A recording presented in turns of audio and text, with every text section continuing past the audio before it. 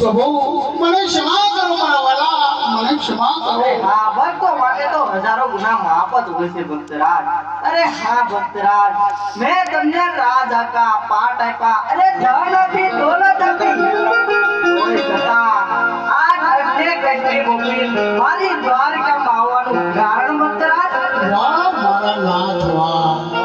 અરે આપ તો અંતર્યામી છો અને જાણો આ સતા શા માટે પૂછો છો પ્રભુ, શા માટે અરે પૂછો છો? હા ભક્તરાજ, હું મારા મુખે સાંભળવા માંગુ છું. હા પ્રભુ, મારા મુખે સાંભળવા માંગો છો ને તો પ્રભુ પહેલા મને વચન આપો, પછી હું તમને કહું.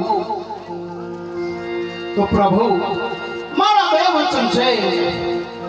એક મારો પોતાનો સ્વાર્થ છે અને બીજું પરમાણુ કાર્ય છે. મારા પરમાણુ કાર્ય છે.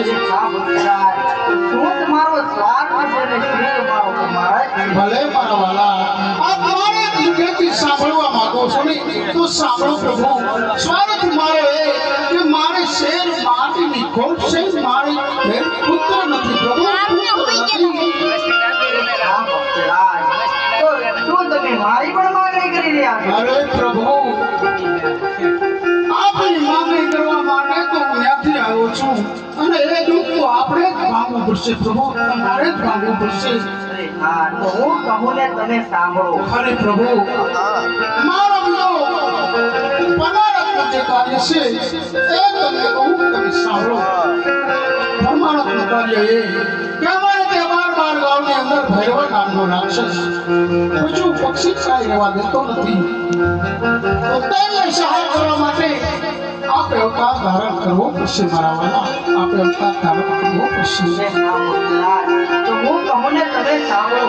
બહુ સારું પ્રભુ.